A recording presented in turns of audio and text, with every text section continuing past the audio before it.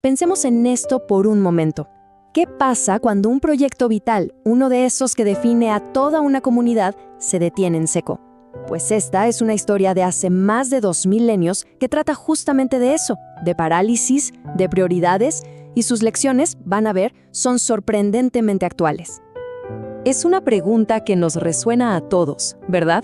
¿Por qué se estancan los proyectos importantes? A veces una idea genial, con todo el impulso del mundo, simplemente pierde fuerza y queda en el olvido. La historia que vamos a explorar hoy nos da una respuesta bastante, pero bastante contundente.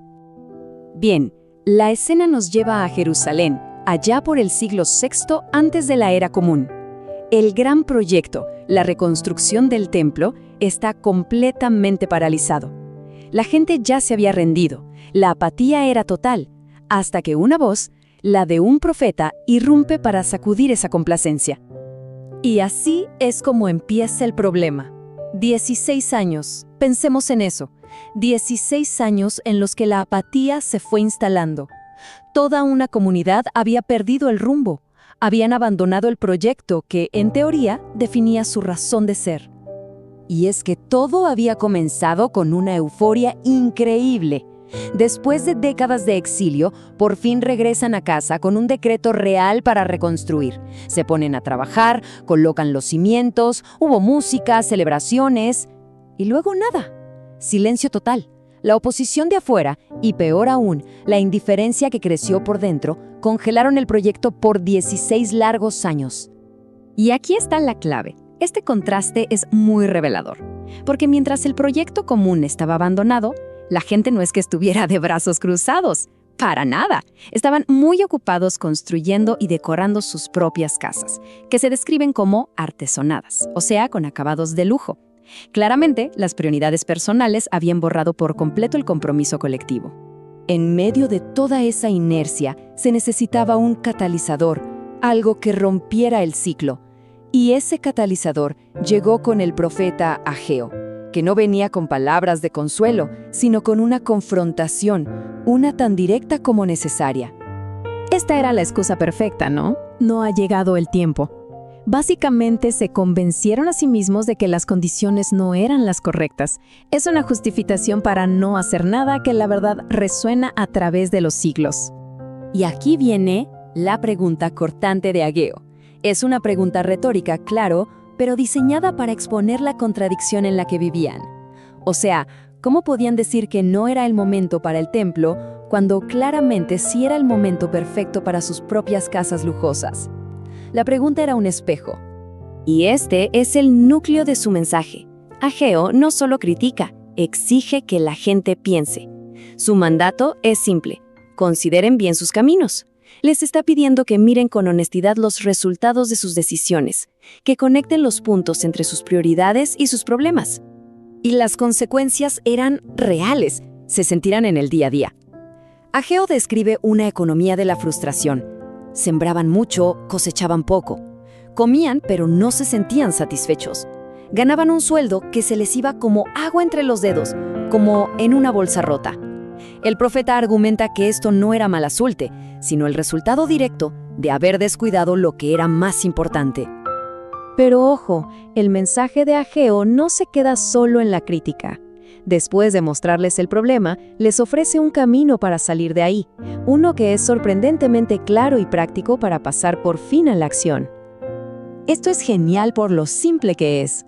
Frente a una tarea que parecía gigantesca, abrumadora, Ageo la divide en 3 pasos concretos, realizables. No hay excusas, no hay ambigüedad, solo un plan claro. Suban, traigan y construyan. Y el efecto fue inmediato. La claridad del mensaje movilizó a todos, desde el gobernador hasta el último de los habitantes. En menos de un mes, el sonido de la construcción volvió a llenar el aire. La parálisis de 16 años por fin se había roto. Y junto con la acción, llegó una promesa que lo cambió todo. Justo en el momento en que decidieron actuar, el mensaje divino pasó de ser una reprensión a ser uno de aliento. Ya no estaban solos en su esfuerzo. Ahora tenían la garantía del apoyo divino. Pero claro, superar la apatía era solo el primer obstáculo. Justo cuando el trabajo se reanudó, surgió un nuevo desafío, uno quizás más sutil, el desánimo. Para los más ancianos, para los que tenían memoria del pasado, la respuesta parecía ser que sí.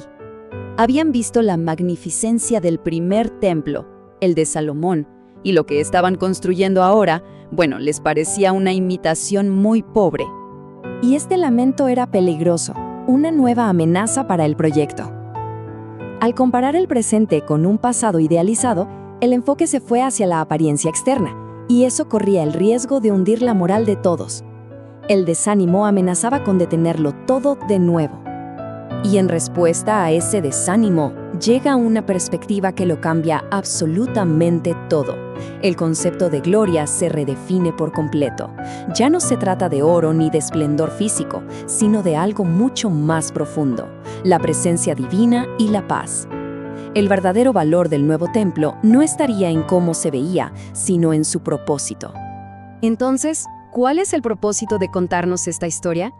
Las fuentes sugieren que una profecía como esta se escribe porque su enseñanza es necesaria para todas las generaciones. Veamos cómo este antiguo llamado resuena en la actualidad. Aquí podemos ver dos perspectivas modernas muy interesantes. Por un lado, una interpretación jasídica de 1980 ve en Ageo un llamado urgente a no posponer la redención, a actuar ya y a construir un templo interior. Por otro lado, una escritora adventista de finales del siglo XIX lo interpreta como una advertencia contra el egoísmo, argumentando que la prosperidad, tanto espiritual como material, está ligada a poner primero las responsabilidades comunitarias y divinas. Ambas lecturas ven en Ageo una lección que trasciende por completo su tiempo. Y esa es la pregunta final que esta historia nos deja flotando en el aire. Ya sea que hablemos de una relación rota, una comunidad fracturada, un proyecto personal que abandonamos o una injusticia social que ignoramos, el mensaje de Ageo es un llamado a dejar las excusas, a mirar bien lo que estamos haciendo y a empezar de una vez por todas a construir.